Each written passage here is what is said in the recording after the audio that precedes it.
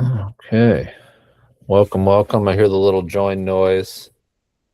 Appreciate y'all jumping on. I wanted to start by just everybody, as you're jumping in, as people are jumping in, like we'd love it if you would drop, what you hope to take away, like what your goals are for this webinar, what you're trying to learn, what you hope to learn, questions.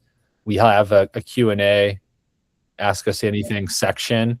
But if there's stuff you'd like covered, or stuff you're interested in, we'd love to see that in the comments, because I got a plan, but if I see something, I'm like, oh yeah, I could bring that up, then I might kind of add it to our spiel. So as people are getting in, like, please do that. Please go ahead and drop your ideal takeaways, what you hope to learn, why you joined, what brought you here, what you're hoping to hear about in the comments, so we can help understand why people come to these things, because we love doing them and a lot of different reasons. And it looks like it's 6 o'clock, so we're gonna probably get into the content here like 6:01, 6:02, maybe the latest. We give people a couple minutes to join, because some people probably didn't realize you had to sign up for this. It takes a minute or two to get through that process. But yeah, while people are joining, we just love to see what kind of takeaways you hope to come away with this in the comments, so we can kind of go through those. But yeah, thanks for being here. Go Phillies. Love spending a Wednesday night with y'all. And just about another minute, we'll get rocking and rolling. Can everybody hear me okay? All good here. Sounds good. Wonderful. Glad to hear it. Okay. Yeah, we'll get started in like about 60 seconds. But if you just joined, please go ahead and like drop your goals for this webinar in the comments, just so we know, what brought you here, what you're hoping to learn, what you're hoping to take away. We'll have a portion at the end just for Q&A. So if you have like a specific question, like, hey, we'll address it right here. If it's like a hyper specific, to you question, like we can touch it and then maybe continue after. But like, we wanted to leave that floor open to truly ask us anything that's on your mind regarding solar around Philly. That's what we're here for. So cool. I think without further ado, I'm gonna stop sharing this screen. I'm gonna go over here. We're gonna kind of get going. Bill, you good? Anything on your end? Okay, cool. Dive into it, y'all. So we are gonna record this for anybody who couldn't make it. We'll be able to send that out to them. So just know that that's happening. But yeah, we'd love having you here. Appreciate y'all jumping on, and we hope you'll get some stuff away from this. But yeah, let's just dive into it. It's Solar Week here in Philadelphia. We're super happy to be a part of Solarize Greater Philly. And our idea for this this webinar that we've done, this is the second one we've done with Solar States, and we just want it to be a landing of anybody who's interested in solar. We want this to be a good piece of content for you to watch, to understand what your options are, what's out there, what's the context, what's the landscape. And we'll keep pumping these out. We want to do them regularly, but when we got the opportunity to do one for Solar Week, we were super happy. So super happy to be here. My name's Jake Head. I am the marketing manager with Solar States. Let me get into this little slideshow real quick. But yes, one moment here. But yeah, super happy to be here. Like I said, my name is Jake Head. I am the marketing manager here at Solar States. Let me exit out of this. I've been in solar since 2021. I joined Solar States last year. As you may or may not know, the context around solar, very challenging year last year with the ending of the phase out of the credits, the big beautiful bill. We'll get into all of that. It's not all doom and gloom. It's still a great year ahead of us. We've had a really, really, really fun 2026, and we'll get into like why and how and everything. But like I said, if you have questions, comments, throw them in the chat. We'll get to them. We'll have a portion where we'll open it up. You can come off mic. We can talk about stuff. But the goal of this is to help you understand what's out there as a homeowner, how solar works, how to benefit from it, what your options are, what the challenges may be, blah, blah, blah. But before I get into too much, I want to review some of the stuff. If you've been on other Solarize webinars this week, I do think it's really important that we just go over a brief overview of like how solar works, how net metering works. And I'm going to go into that first. So before we get into the next portion of the slide, I want to share something near and dear to me, my Pico bill. And as we go into net metering, I wanted to first talk about a Pico bill so that you understand it, because I'm sure all of you get these bills. I'm sure that some of you look at the charges and you try and understand it, but this is essentially, I think, square one when you're talking about value for solar is understanding how your utility bill works and understanding where you receive that benefit. And so with solar, what you're ideally doing is you're putting a system on your roof. That energy, that system is going to collect and produce energy from the sun. And the way that you benefit in Pennsylvania is we have what's called net metering. So 1-to-1 net metering is what's offered. It's very ideal. It's what you want on a state level. You want 1-to-1 net metering. You may see different contexts in different states. So as always, like my big recommendation is when you're looking at solar info, make sure you're doing it on a hyper local level. Because if you're looking at what's up with solar in 2025 and you're getting information from California, that has very little to do with you on the East Coast. And even if you're just looking on East Coast, what's happening in Florida is very different than what's happening in Pennsylvania. So understand the context in which this conversation should be had is hyper local. And so anyway, that's what solar is. You know, you're going to get energy from your roof and it's going to be credited to your Pico bill. The way that I would always explain that is you have a meter on your house. You might know what that is, might not know what that is, but there's a meter on the side of your house, sometimes in the basement. And what they do is at the beginning of the month, they read your meter. That's right here. That's a meter reading. At the end of the month, they read your meter and they determine how many kilowatt hours, which is a unit of electricity, you used for the given month. So right now in my home, I use 1,025 kilowatt hours for the last month. And then what's important to understand too is, well, okay, how is the rate determined? And this is this box that's, very complicated. When you look at this, it's a lot of different line items, but at the end of the day, it is very simple to explain. You have two parts of this. You have the delivery and you have the supply. The supply is how the electricity is generated. The delivery is for Pico's grid getting the energy to your home. That's for the local grid. The delivery charge is made up of a fixed customer charge. So even if you have solar, oh, my bad, sorry, I did not want to do that. I didn't realize it would redact it. Even if you have solar, the lowest your bill will be is $11.29, which is the customer charge. So ideally, that's the perfect situation, and we'll get into that in a minute. But the delivery and the supply are the two charges. You may have seen a rate to compare. You may have talked about considered third-party suppliers. That replaces the supply portion of your bill, but going solar replaces the full kilowatt hour. So you may have seen a rate to compare of like 12 cents, and that's what you're shopping around for your supplier. When you're talking about solar, you're talking about the full kilowatt hour, which is all of these numbers added up, which is about like 23 cents right now. So we'll talk about that number later, but the way that solar works is essentially based on that. That's where you're going to derive the value from, is what you are saving on that unit of electricity because it is produced from your roof rather than drew from Pico. And so what's going to happen is I'll show you a net metered bill. I'm sorry, I'm going to have to minimize this. So after solar, this is what your bill looks like. So this is a customer of ours who went solar with us this year, has a system on his roof, produces a little bit more than he needs.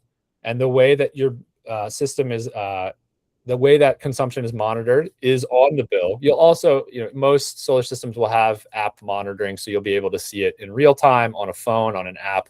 But just speaking specifically paper bill to paper bill, this is how you'll notice solar on your bill. So what they do is during the interconnection process, they're going to come out and they're going to swap the meter. Once the solar's on the roof, they're going to switch the meter from your standard meter that rolls one way to what's called a bidirectional meter. And that's a meter that can spin backwards. And so what it's going to do is when that system is overproducing and you're not using the energy in the home, that meter is essentially going to spin backwards. You're going to kick that energy to the grid.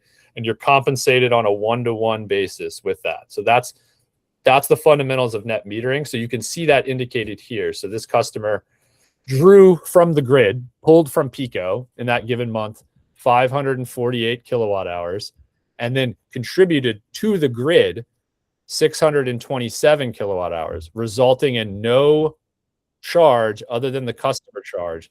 And that overage is monitored down here and rolls over to the next month. So in the next month, this customer will be starting, I keep clicking that and it redacts it. I'm so sorry. This customer will be starting the generation. They'll be starting next month with a balance of 126 kilowatt hours. So that's how overproduction in the summer benefits you in the winter. And when we do these analysis, when we look at homes, this is what we're looking at. We're not looking on a month-to-month basis. A solar system in the summer is a pretty different picture than a solar system in the winter. That's going to produce a little bit more in the summer, less in the winter. We look at everything on an annual basis, on a yearly basis, and then we look over the life of the system so we can understand and represent the value of the whole system. But that is essentially how net metering works. It's one-to-one. We can get into specifics. We can get into time of use if anybody wants to do a deep dive. We have space and room and context to do all of that. But I just wanted to start this webinar with a really basic explanation of what net metering is and how you access it and what just essentially going solar looks like and the cost of doing that. We'll hold any questions because I think at the end we'll be able to go over everything. So like if you have a specific question about net metering, like let's get to it at the end because I want to keep going on this slideshow. I want to try and keep this under an hour and give you guys plenty of room to do Q&A because I think Q&A is where the cool stuff happens. So here's the way I've described this, 3 things that shaped our year last year. So last year, as we all probably know, or maybe if you've paid attention, not at all, we had something called the Inflation Reduction Act that was passed under Biden. When the Trump administration took effect, we knew that they were going to chip away at that. Myself, people from solar states, we were part of a huge lobbying effort to mitigate the damage to our industry that was going to come by the big, beautiful bill. We spent a lot of time in Harrisburg, in DC specifically, trying to adjust that language so it ended up more favorable for us. And there's a lot of publicity that it was very one-sided, and it was. But the initial language that came out changed in our favor slightly. And one of the big, super impactful things was, yes, the tax credit has expired for homeowners, but it is still in place for what's called third-party ownership. A third-party owner is like a commercial entity. So you could explain that really simply as a lease. So what's happened is we've seen that third-party ownership really change the landscape. But what happened right after we knew the phase out of the tax credit was happening in 2025 is we saw a huge gold rush. We saw a bunch of people trying to get this 30% tax credit before it expired last year. And now we're here. Now we're in 2026. That 30% tax credit for homeowners directly is expired. And so 2026, now what? And I'll go into the 2 main financial products and kind of tell you, here's where we're at in 2026. And it's not maybe what you think it is. It's maybe a little better than you think it is, but we'll get into that. So now in 2026, this is what we're looking at. So we always will have cash. And I have this as 3, it's 4. So we're always going to have cash. We're always going to have loan. You can always take out a HELOC. You can always take out, a traditional loan. You can always do cash. Cash is still a great value proposition. And your return on investment has changed only that the phase out of the 30% tax credit is no longer available. So cash still gives you a lot of flexibility, but a lot of people who are seeking that 30% tax credit, we've had to pivot and kind of get creative and kind of use the landscape that we have now, which is that third-party ownership landscape. So cash, still there. You don't get the 30%. Lending rates have increased. So you can still do a loan. It's totally fine. Our lending rates are about 9% right now. So what used to be with loans is your monthly payment on your electric bill used to be higher than your loan bill. That's generally not the case in this landscape. So we don't see a ton of people going to loans. Cash is still a really good option for a lot of projects. Loans have kind of phased out, but the new options are this. Most people are doing one of these 2 new options. The first, I'll start on the right. This is a PPA. A PPA is a power purchasing agreement. And what that is you don't pay anything for installation. There's no upfront cost to it. You're just agreeing to purchase the energy your system produces at a rate that is cheaper than the utility. So right now in PICO territory, like I said, PICO rates are about 23 cents.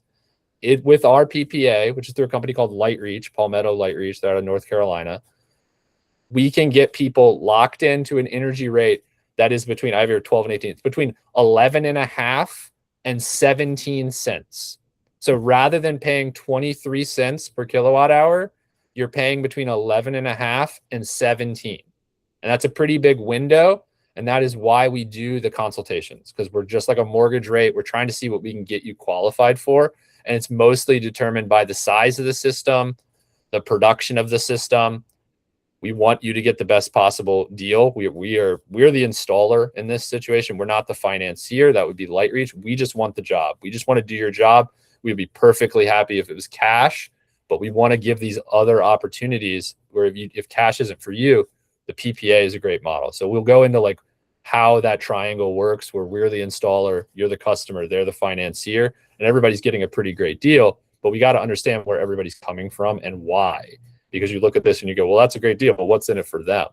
Well, what's in it for them is they get to capture that tax credit. They are, as you remember, a third-party owner. So they're able to take that tax credit. And so what they're doing in exchange is, okay, well, just buy the energy the system produces at a rate that's cheaper than PICO. And the biggest, best, most amazing thing for 2026 is these PPAs used to carry between like a 1% to 3% escalator every year. For 2026 with Solar States, because of our co-op of smaller businesses called Amicus that we're a part of, we're able to get this at a 0% escalator. So what you are doing is locking in your energy rate. When I started in solar, PICO was 14.5 cents. That was like 5 years ago. PICO's 23 cents. With these PPAs, you're locking in at a rate of 14 cents, of 16 cents, of even 17.5 is still a great deal. And as PICO rates continue to increase, you're locked in. It's a 25-year term to coincide with the lifespan and warranty of a solar system. It's all monitored, maintained, and insured. So you do not own the system, but if something breaks on the system, you do not come out of pocket on that. The system is serviced by LightReach. So we are the installer, you're the customer, LightReach is the financier. And so they're the ones who maintain, they have an insurance policy on it, they have maintenance, they have monitoring. So you don't own the system, you just see the benefit. They don't collect any part of your net metering. They do collect your state incentives. So the SRECs, and we'll get into SRECs in a second. So PA SRECs are about $25 an SREC, and we'll get into that in a second. So that's what you're giving away by allowing the TPO, is you're going to get the net metering, you're going to get the benefit of it. They're going to collect the tax credit, which you as a homeowner cannot access, and then you're going to get the state incentives. Okay, and I'm happy to, again, this doesn't have to be the end of the conversation. We can absolutely get into specifics. We can get into follow-up questions. We can get into everything, but I'm going to move to the other financial product. The other financial product we have capitalizes on the same context, but in a different way. So what this is an energy service agreement. You might have heard it called a prepaid lease. Now, what this is an energy service agreement is, like I said, you can't access as a homeowner that 30% tax credit, but businesses can. And so what they're able to do is, if you allow the third-party owner to own the system for the first 5 years, they will give you a principal discount of 25 to 35%. Now, this one has a bit of moving parts here because it is a loan. It's a loan that you're taking out, but there's no prepayment penalty. So you can treat the loan like cash. And what you're getting essentially is, if you're a cash customer, you're paying cash, that's that. If you're an ESA customer, you can still treat it like cash, but you are taking out that loan, but the principal will be between 25 and 35% lower than you would have paid with cash. So what they're essentially doing is they're remanufacturing the ITC and indirectly giving you the benefit of it. And the only thing you have to give up in this one is you are not the owner of the system. The system is monitored like a lease. for the first 5 years. So you don't collect the SREX. We'll get to that in a second because I have some information on that that's a little different, but you don't collect the SREX. And obviously, as I've said many times at this point, you don't get the 30%. So when we as me as a homeowner, I go, well, why would they do this? Why would they do this? Because they're able to capture the tax equity of that 30%. And it's even more because we use domestic content and it's an energy community. So they're not doing this out of the goodness of their heart. They're not doing this as a fly-by-night finance option. This works as a consumer. This works as us as an installer, and it works as them as a financier. And it's a really good option for 2026. And so it's like when you talk about solar, we found that a lot of people are going, yeah, it's great. Just let me know when the tax credit's back. And they're waiting till 2028.